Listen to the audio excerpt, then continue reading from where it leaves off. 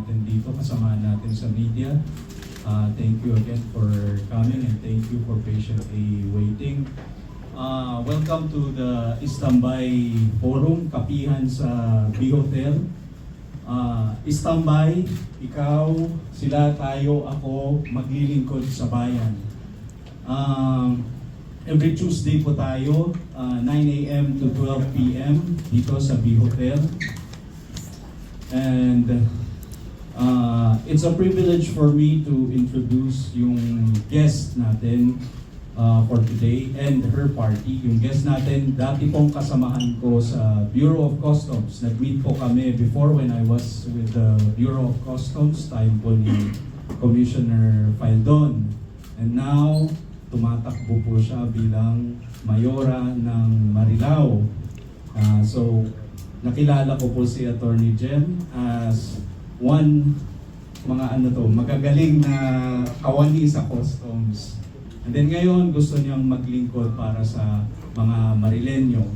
So, without further ado, I give the floor to Attorney Jem to be able to introduce herself and her party. Attorney Jem. I'm Attorney Jem C. At kasama ko ngayon dito ang bumubuo ng aming bagong team sa bayan ng Marilao, ang nagkakaisang Marileño na pinamumunahan ko po at ang aking Vice Mayor Ariel Amador. At kasama rin po natin dito po ang asawa po ng ating dating Mayor Ricky Silvestre na si Konsehala Mayora Luisa Silvestre.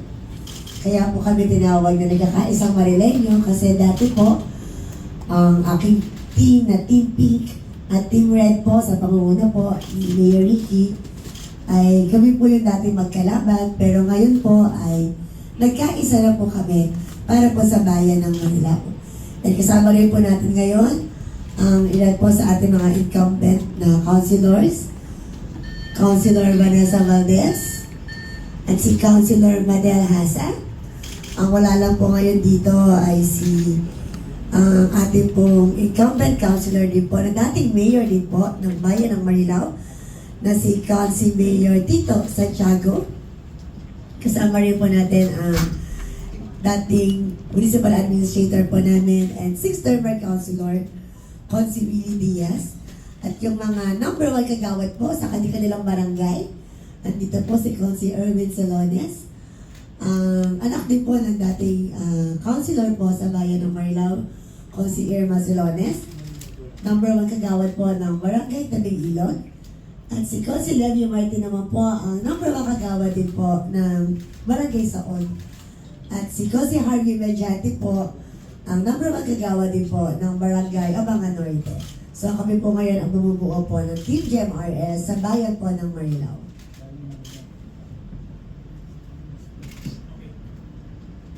Good morning, Brad Tracy.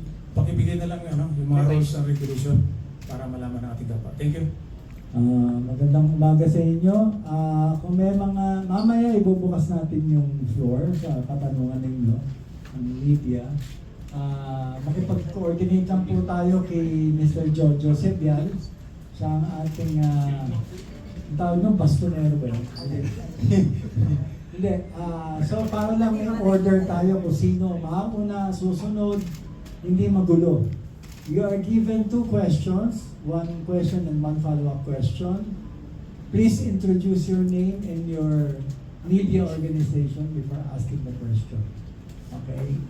So, simulan ko lang yung tanong, Mayora, nung ako ay several years ago, inuuwian ako dyan sa Marilao. Sino po? Ay, naman yung sino. Para tayo showbiz dito. Ganito, kasi bumababa ako dun sa tabing ilog. Okay. Tabing ilog, then. Ayun po. Tatakbo na ako dun sa puntahan doon. Ngayon, ang napansin ko po, nung nagpupunta ako ng Marilao, ay medyo yung kalsada hindi pa maayos. Pero that was several years ago. Tapos, ang kulang ata... Ano years ago po ba yun? 80s. Siguro mga Kasi naman, parang 90s. binukin yung edad ko eh. At 2000. Siguro mga at least 10 years ago. So, hindi pa masyadong, ang nakita ko nun, hindi pa masyadong improved yung roads. Tapos, tawag nito, drugs din was rampant pa. Tapos, hospital ang wala. Hospital. Kasi yung pinuntahan ko na hospital eh. Hindi namin malaman kung saan kami pupunta. Okay, so doon sa na-raise ko pong mga issue tungkol sa Marilao, probably you can answer as a mayoral aspirant kung anong improvements o anong plataforma nyo para mapaganda at mapabuti ang kabuhayan, pamumuhay ng mga Marileño. Marileño. Na-mention niyo po yung hospital. Yun po talaga yung uunahin po natin na gawin at patapusin na nasimulan na rin naman po yun ni Mayor Ricky Silvestre. And ako rin po ever since yun talaga yung natin, ang battle cry, yung magkaroon po ng ospital ang bayan ng Marilao. At napakinggan naman nga po yun ni Mayor Ricky Silvestre, nasimulan po iyon. Kaya lang po yung na incumbent po ngayon, hindi po na pagpatuloy yung ospital. Pero pinupukpok po talaga namin yun na maipagpatuloy. Pero ako po, talaga namang ang plano po natin is magkaroon ng magandang healthcare system sa bayan ng Marilao. At una nga po doon, yung pagkakaroon po ng ospital para po libre na po ang magkasakit sa bayan po namin. And then, as to kalsada, na-mention niyo po yung kalsada. Actually, marami po talaga mga roads pa sa Marilao na lubak-lubak, sira-sira. And then, syempre po, yun yung ating papagawa rin po, papagandahin po natin yung bayan natin. And, magkakaroon din po tayo ng mga alternative na daanan para mabawasan po yung traffic. And if possible po, we will check if yung road widening po in cooperation with DPWH po na magkaroon din po tayo ng road widening sa certain areas. So, ilan po yan sa ating mga sagot sa mga na-mention mo problema. Kabuhayan in terms of in general, para po tumaas yung antas ng pamumuhay ng mga kababayan po natin, ay magkakaroon din po tayo ng karagdagang trabaho, kabuhayan, and syempre po, pangarap din po natin, kasama po ng ating vice, siya po ang ama ng scholar ng bayan, na pag tayo po ng kulang sa ating bayan, ay yung mga scholar po ngayon, dadagdagan pa po natin. And pangarap po natin na dumating ang araw sa bayan ng Marilao, lahat ng batang Marileño, scholar ng bayan. Dahil sa bayan namin, pangarap po namin na magkaroon po ng libreng pag-aaral hanggang college at magkaroon po ng university sa ating bayan para po yung mga Marileño, batang Marileño, hindi na po aalis sa bayan ng Marilao, doon yung mag-aaral at libre po. Wala pa po bang Meron po, kaya lang konti lang po kasi yung yung course, very limited. And pati estudyante po, limited din. kamusta po yung quality of education? Kasi di ba maraming eskwelahan pero hindi dekalidad ang level ng pagtuturo. Alam naman natin po yun. Gaya ng pag sinabing pamantasan ng lungsod ng Maynila, medyo mataas yun kasi mataas yung antas ng pagtuturo doon. Pero kung sa ibang eskwelahan, medyo mababa. So, ganun po ba ang ating planong gawin sa Marilao? Of course po, bilang isang first-class municipality, dapat po ay first-class din dapat ang level ng education sa bayan po namin. Tapos ito, last ito, may ilog doon Marilao River. Sikat po yun. Sikat, ang river po namin. Kasi dati doon, nalalakaran yun Kasi daming basura malalakaran. Sikat po tayo sa Marilao, one of the dirtiest river in the whole world. Yun. I just want Yes. to, may plano po ba ang kayo, kung kayo ang nanunungkulan? Kasi apparently, hindi nagagamit yung PSF. Yung People's Survival Fund na pinoprovide ng Climate Change Commission. Yan 2 billion pesos na pwedeng applyan ng isang LGU, magagamit nila sa programang mitigation and adaptation na for climate change. Apparently, hindi nga lang pumapasa yung iba kasi may mga requirements din. So, yun, inform ko lang kayo kasi yung river talaga ang biruan nun, malalakaran mo, hindi ka malulubog sa dumi. Sa mababaw lang po ang ilog po namin. Pagka tumalog po kayo doon, di po kayo aanurin, doon lang din po kayo matatagpuan sa kayo bumagsak. Parang po pala. Ito lang po ang ilog ng Marilao. Pero- I would like to open. Yeah, of course, syempre po, plan po natin na ayusin po yung ilog po natin. Ilinisin po natin. And marami naman po tayong mga nare-research din na how to clean the river. And of course, our river needs dredging. Kasi po sobrang babaw na po niya ngayon. Sabi nga po nila, as I said earlier, pag doon po nag-suicide ka doon sa may tulay, kung saan ka bumagsak, doon ka na lang, mababaon. Hindi ka aalurin man lang. So, I think kailangan ng constant dredging din po na ating pong river para makatulong din po sa baha sa bayan namin. Kasi lagi rin po kami binabaha doon sa malapit sa river and sa bayan.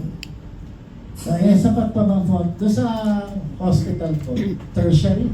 Is it going to be a tertiary hospital? yun po ang plano po natin. May budget? Malaki naman po ang budget po ng Marilao. We have, magkano na tayo ngayon guys? 1.4 billion pesos.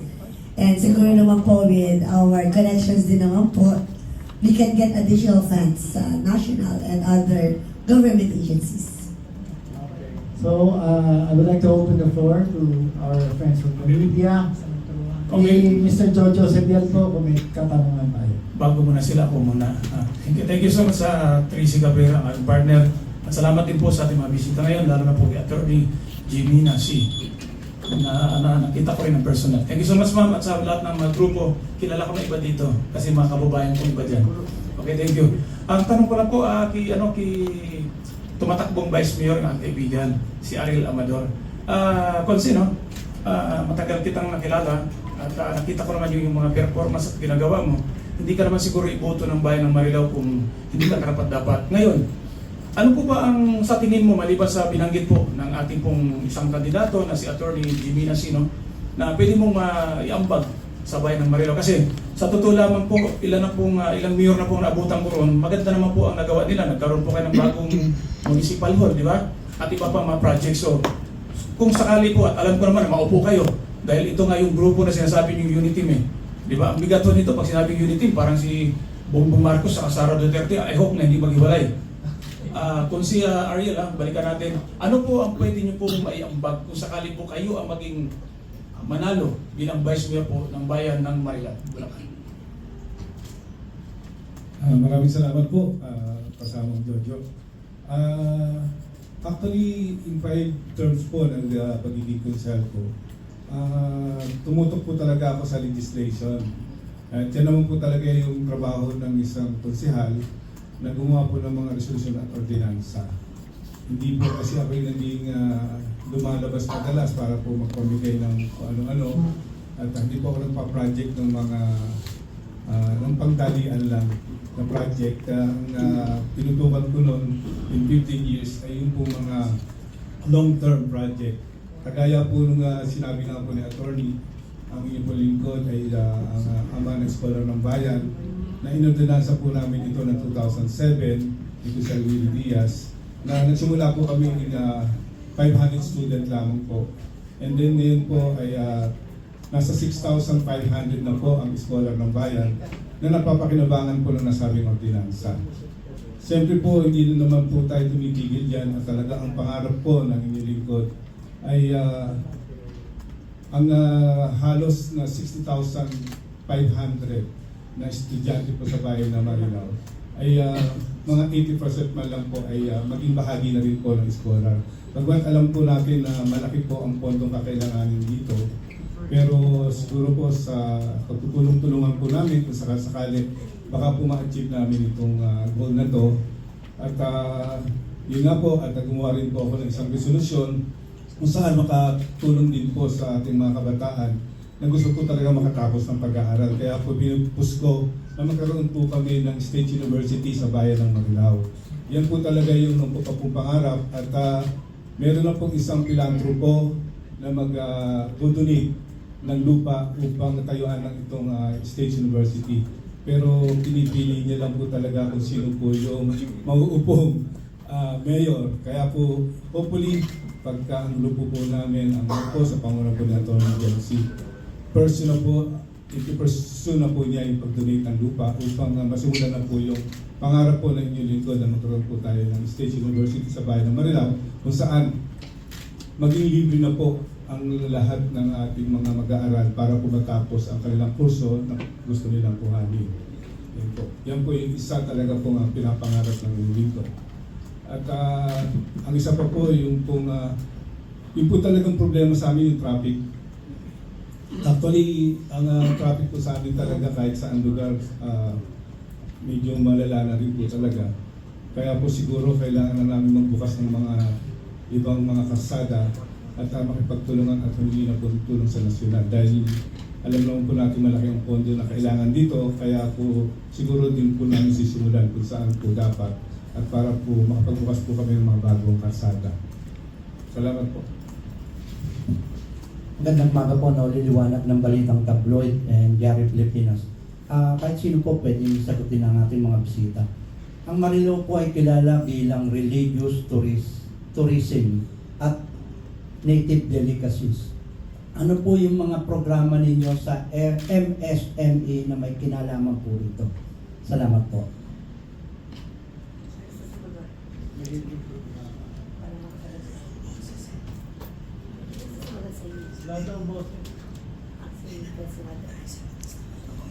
Ang bayan po ng Marilao ay kilala nga po katulad ng nasabi ninyo na isang religious, tourist na spot with maraming delicacies po na masasarap talaga. At naniniwala po kami na sa pagkakaisa po ng Team John at Team RS, ang small, medium, micro enterprises po ng bayan ng Marilao ay talaga pong ma-activate, mas makakapagbigay po tayo ng livelihood, hanap buhay po. Matagal na pong plano ni Atty. Jemion sa kada city or barangay po sa aming lugar na meron po silang certain product na gusto po nilang i-enhance, i-promote at sabi po ni Atty. Jem, ang plano natin doon, maging kakanin capital po ang bayan ng Marilao na i-improve po ang branding, ang marketing, and syempre po, yung sales po mismo ng mga produkto. At doon po ay mas marami po tayong kababayan na mabibigyan ng trabaho at hanap buhay. So, salamat po.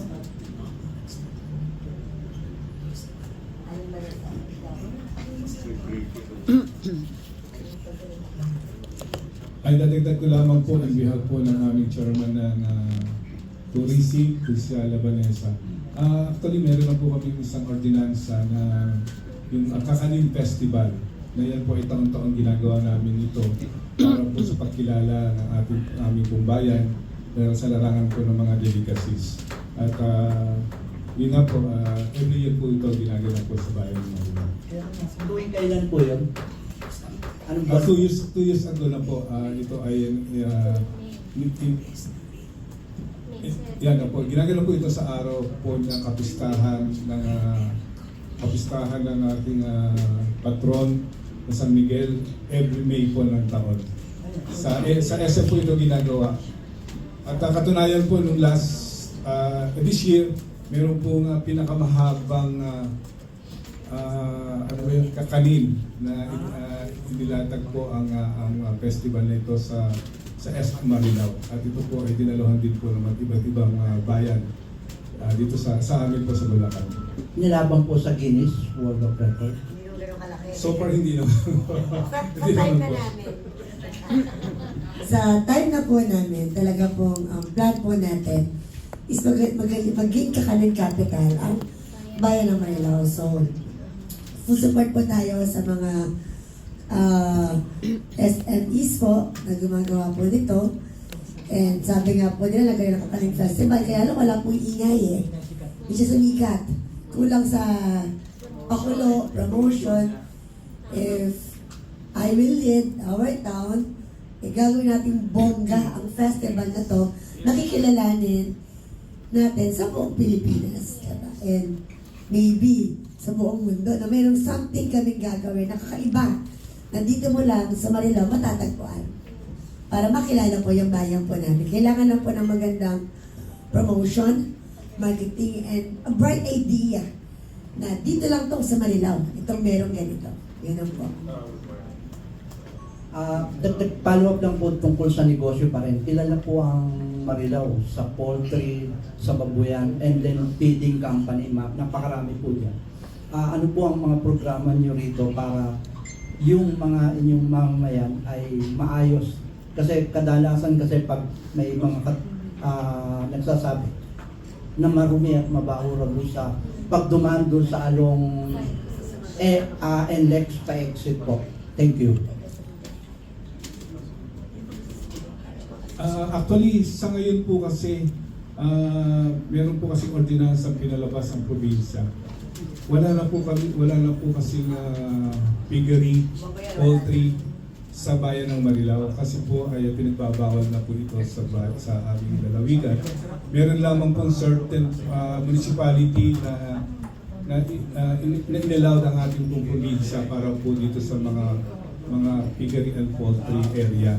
Ang alam ko po sa San Miguel, San Rafael, yung pong mga lugar po talaga na hindi po siya para po hindi po siya maging affected po ang ating pong mga kailugan. Okay, good morning po. I'm Terry Alpa po from DWWD Armed Forces Radio. Ang tanong ko po, kumusta na po ang peace and order situation po sa Marilao? Kung meron man pong problema, ano po ang balak niyong gawin?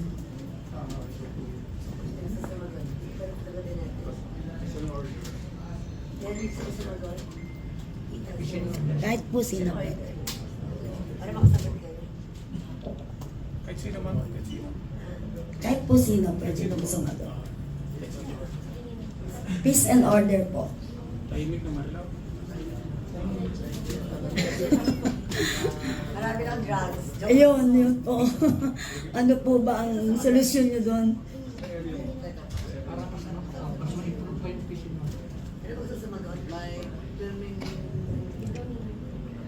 Kahit sino po.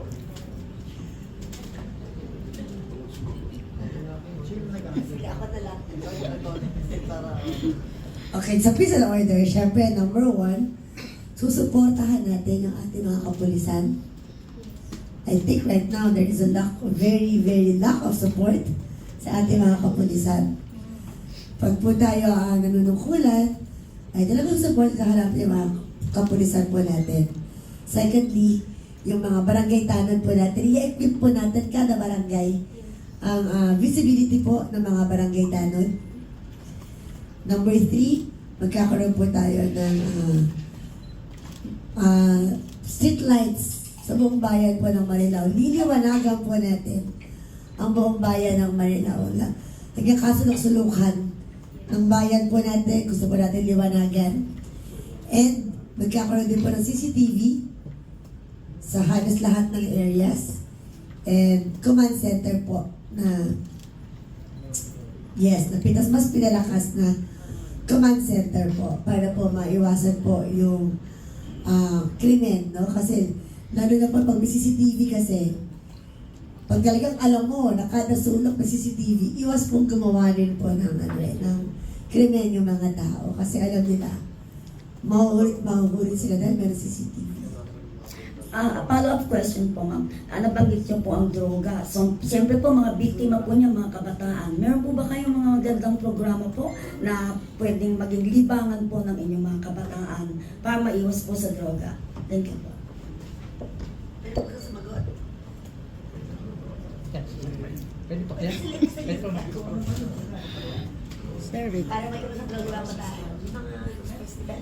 Hello. Ayan, isang mapagpalang araw po, Council Levy Martin po, Barangay Kagawad ng Saog. At isa nga po sa mga katuwang ni Attorney Jemsy.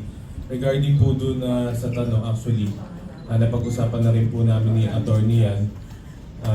Marami po siyang plano, lalo-lalo na po sa sports and youth development. Una po dyan, gusto niya pong magpatayo ng sports complex na kumbaga medyo state of the art po, para kahit paano po yung ma-cater po hindi lang po yung esports na basketball, kasi kung mapapansin niyo po halos lahat po nakatuon sa basketball. Hindi lang naman po yun yung esports na pwede pong maging hobby ng mga kabataan natin. Yung sports complex po mag-cater po ng iba't ibang sports, basketball, volleyball, badminton, table tennis, so on and so forth po. Yun po isa sa maraming paraan po na pwede pong ma-divert yung panahon at oras sa mga kabataan sa mas kapakipakinabang po na hobbies. Yun po, at marami pa pong ibang mga programa na nakalaan para po sa mga kabataan. Actually, hindi lang po sports. Kung saan po pwede malinang yung mga talento nila. Kuwari po, magaling po silang mag-drawing or something like that. Marami pong programa na pwede po tayong maisip at magawa po sa bayan ng Marilao. Siyempre po sa panguna po ni Attorney James. Sir, follow-up ko lang yung tanong niya tungkol sa sports na. Yung bang bayan ng Marilao, meron ba tayong covered court? Actually, meron po. Pero open court po. Pero hindi ko po masasabi siya na talagang kasi yung iba pong halos lahat po ng covered court sa Marilao, pag po naulanan, kapag po umuulan, parang di rin po covered. Parang kung di man po bahain, umaangge. Ang tendency, kung sakaling may games po, may hinto din. Di po ba? Kaya tingin ko po mas maganda po na may talagang sports complex na lahat doon dadausin yung event na sa sports. Na hindi po may hinto, makakantala, dire-diretso. Talagang convenient sa mga manlalaro. Kasi po, sa inyo po lahat sa team po ninyo, ang bayan ng Marilao kasi napakalaki ng bayan ngayon. Unlike before, nung bago ako dyan talaga, ang munisipyo nun doon pa sa 5, ngayon bago na po. Tapos nakita natin yung improvement, puro na po Attorney Jim, sino ang Marilao ngayon, halos karamihan mga subdivision, kung nakita ko na ano po ninyo. At ano po bang mga programa po? Kasi sila, mayroon man silang kakayahan para mag-provide sa sarili nila, pero lumalapit pa rin sila para sa karagdagan nila mga gastusin sa pondo po ng mga homeowners. Kung kayo po ay palarin, at alam ko naman papalarin kayo, ano po ang pwede nyo maitulong po sa kanila maliban po sa lumalapit po ang mga tao sa inyo?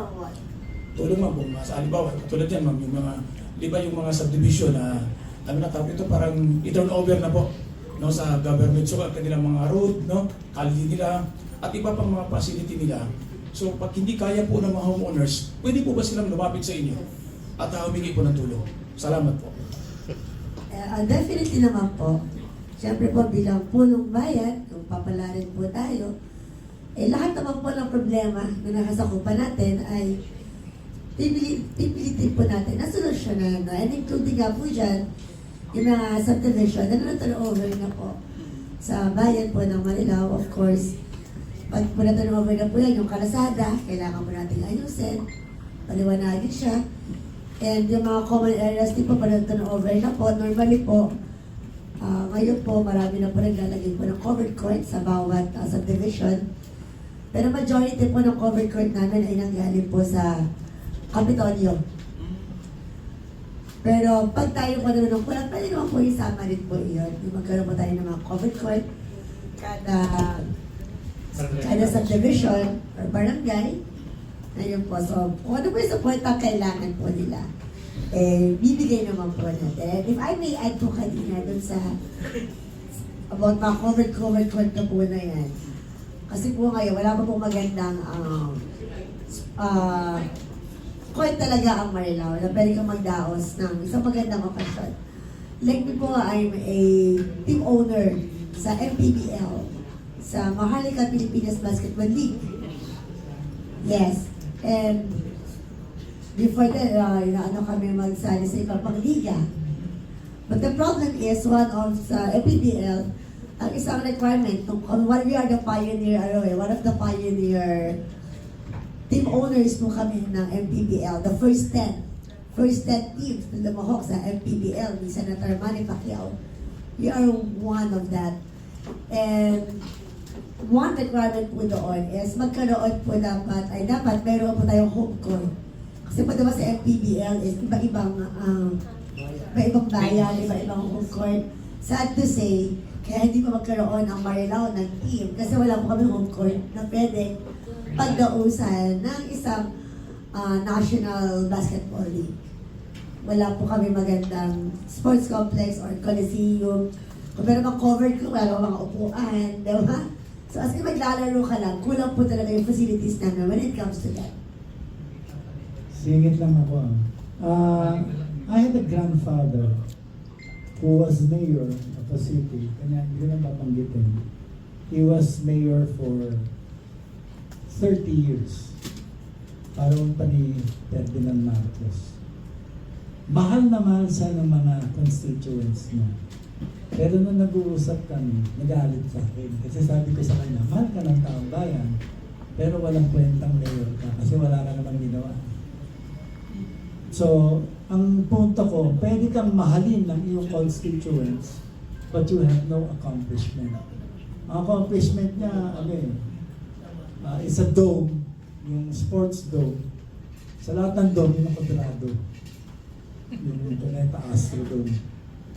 Anyway, ang tingin ko, kayo po ba, kasi nadinig ko na yun sa mga politiko mga konsihal na, sports tayo, ito, hospital tayo, ito, ganito tayo, lahat ang dami. Talagang magaganda, yung magagandang inisyatibo. Kanya lang at the end of the day, ang nakita kong problema sa ugaling Pilipino, sa simula maganda, sa bandang huli wala na. Nawawala na yung maintenance Ang ganda-ganda ng sports complex. After 2 years, 3 years, dilapidated na. Kumbaga, wala, hindi naaalagaan. Now, ang pananaw ko kasi, bilang mga nanunungkulang opisyal ng isang lugar, kahit na barangay lang, ikaw ay itinuturing na ama o ina o magulang ng iyong mga nasasakupan. That is the only way para malaman mo kung paano at ano ang dapat mong gawin para makapaglingkod ng tapat at maayos. Kayo po ba ay handa na maging magulang ng mga taga Marileño? O baka naman ngayon lang tapos yung pala nag-divorce na later on? Of course po, nung pinasok po natin ito, ay talagang handa po tayo na maglingkod. Ako po, as a person, if you know me, I always mean what I say, and I say what I mean. So pag sinabi ko, gagawin ko. And that is one thing that I can promise yung mga kababayan ko sa bayan ng Marilao. And so far naman, hindi ba po ako nabibigyan po ng pagkakataon na maglingkod. But I can assure you po na pag ako ay nabigyan ng pagkakataon, ay hindi po kayo magsisisi. Kasi si po at pinita po. Yan. At syempre po, sa bayan ng Marilao ay gem na po tayo sa paglilingkod. Dagdag ko lang po yung may kinalaman ulit sa negosyo. Meron na po kayong SM Marilao and magkakaroon po ito ng expansion at December yata tapos na. And my question is, papapasukin niyo pa po ba yung ibang mga mall tulad ng Ayala, Robinson kasi malaking impact sa mga mamamayan na magkaroon ng trabaho lalo na sa mga kabataan. And second po, yung ano po ang programa ninyo sa laging pagbaha sa ilang lugar ng Marilao po? Thank you.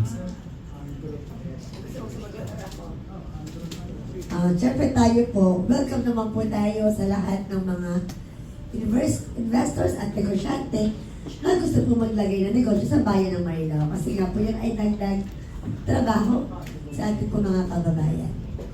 And number 2 po, with regard po sa baha, first, magkakaroon po muna tayo ng masusing pag-aaral kung paano po talaga mawawala ang baha. May mga nakonsult na rin po ako. And according to them, kailangan daw po ng at least 1 year to 2 years muna na feasibility study para talaga mapag-aralan po yung cause ng baha at kung paano po siya sosolusyonan. Kasi po, minsan po kasi gawa tayo ng gawa, pero yung baha, lumilipat lang or napunta sa ibang lugar. So, kailangan po ng masusing pag-aaral. And from then on po, you will take action from it. Kung ano pa yung mapag-aaralang pinakamagandang solusyon sa baka. Pero naniniwala naman po tayo na lahat ng bagay, basta ginusto po natin may solusyon. Additional po doon sa business. Sa ngayon po kasi, para po sa kaalaman ng lahat, ginagawa na po yung mega ward sa amin. Composed of 80 hectares development program po sa bayan ng Marilao. Ito po ay parang BGC. Meron po mga condominium, mga commercials, and park and plaza. Basta kung makikita po niyo yung sa Taguig, yung BGC po sa Taguig, yun din po yung gagawin sa bayan ng Marilao. Ongoing na po ito. Ongoing na po. Ang nakakasaka po dito is Tabing Ilog, Patubig, at Abangan Sur. Yes, opo. Bali, miss, sa 80 hectares po na yun, may sako po doon na 20% ang Bukawi area. 80% po ang sako po ng Marilao.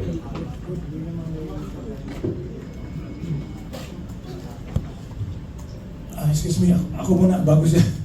Yung bang ano po, konsihal, yung dati po si Miora, no? At kayong lahat, wala po bang plano kayo na halimbawa maupo kayo, Attorney Jimina C, no? Na gawing syudad ang Marilao. Kasi po, iba na po nandun ang level niya. Parang palagay ko, sa aking palagay ha, na bilang taga Marilao dati, dapat na maging syudad na siya. Wala po pa tayong plano kung sakaling maupo kayo, ma'am. Basketball na po. Pero gusto sumagot muna. Hindi ko isasalita. Magandang umaga po. Ako po ay si Konsehala Luisa Ignacio Silvestre. Sa palagay po ko po ay dapat po muna naming daanin sa masusi pong pag-aaral upang yung pong sinasabing banking city ang Marilao ay marami pa pong bagay na dapat isaalang-alang at kailangan po ay daanin muna sa masusing pag-aaral po, hindi po kaagad-agad na pagpapasya. Maraming salamat po. Salamat po, ma'am. Ang laging gabayan po ng ating Panginoon. Thank you so much. Magandang umaga po, Attorney Jimina C. Nakarating po sa ating kaalaman na kayo po ay maging mahusay at magaling na empleyado ng custom, ng Bureau of Custom. At nakarating din po sa aking kaalaman na kayo po ay hindi korap. At nakarating din po sa aking kaalaman na kayo po ay nalulungkot ngayon sa Marilao. Attorney, napakarami hong paraan na maglingkod sa inyong mga kababayan. Bakit mayor pa po ang napili nyo? Anong meron sa inyo na wala ho sa iba? Bakit kinakailangan ho nilang kayo iboto? Na maraming tumatakbo. Bakit ho kailangan kayo iboto, Mayor? Bakit mayor ang gusto ko? Bakit, Mayor? Kasi gusto ko mapagsilbihan yung aking mga kababayan. Kasi ako talaga, lehitimo taga Marilao ako. Hindi ako lumaki sa farm. Kasi iba sinasabi, lumaki daw ako sa farm. Pero talagang lehitimo Marilao po ako. Ang nanay at tatay ko, parehas po Marileño. Ang lolo at lola ko po, sa mother side ko, Marileño din po. Ang lola ko sa father side, Marileño rin po. Except syempre yung C, talaga galing po yan ng China. Na lolo ko po sa father side. But all others po is talaga pong lehitimong Marilao, tubong Marilao, lahat-lahat po talaga. Kaya mahal ko po yung bayan ko. At gusto ko pong paglingkuran at pagsilbihan yung mga kababayan ko. At yung tanong niyo po kung ano yung edge ko sa iba, bakit ako? Sabi nga po nila, I have the 4 Ks. Alam niyo ba yung 4 na K? Number 1 po is yung katapatan. As you mentioned earlier, kaya nasa Customs ko ako before, wala po ako nung bahay dungis, hindi po ako na-involved kahit kailan sa corruption. And I held the office na sa isang napaka-controversial office na I was the longest chief sa office na yun because of my integrity and honesty. So, number 1 key is my katapatan. And number 2 is yung katapangan. Is yung, ako po kasi, basta alam ko sa tama ako, gagawin ko. Kailangan meron tayong katapangan na gawin ko. Ano yung nararapat? Number 3 is yung kakayahan. I think given my track record ever since I was young, I've always been a consistent honor student, student leader. Sa Bureau of Customs, I was the youngest. Chief din at that time, and I was the youngest port collector din at that time. Mga panahon ko, talaga matanda yung mga hepe at that time, and I was the youngest. So, I think yung kakayahan nandun din. And number 4 po, is syempre yung kagandahan ko. Diba? Kaya, I think I have the K, yung mayor ng bayan ng Marilao. Para may iba naman. Thank you po. Follow-up question po, attorney. Since kayo ho ay tumatakbo ngayong mayor ng Marilao, ano ho mapapala sa inyo ng yung mga kababayan doon sa Marilao? Sila po ba ay talagang makakaasa sa inyo sapagkat ang dami niyong sinabi. Meron ho kayong ospital, meron ho kayong edukasyon, meron kayong healthcare, meron ho kayong palalakihin nyo kung ano ng mga sports center. Yun ho ba ay maaasahan nila o sa panaginip na ng mayor? Actually, mga nabanggit mo, ilan lang yan. Pero mas marami pa tayong programa. Kasi kapag siguro lahat ng programa namin, diniscuss natin, ay kulang maghapon ngayon. But anyway po, sa ating mga programa and yung mga main projects po natin, I will make sure na gagawin po natin at i-achieve po natin yan. Sabi ko nga po kanina, I always mean what I say, and I mean what I always say what I mean, and I kanina po, I always say what I mean what I say. So kung ano po yung sinabi ko, ay gagawin ko po. And ako naman po talaga, ako yung tao na pag may gusto akong gawin,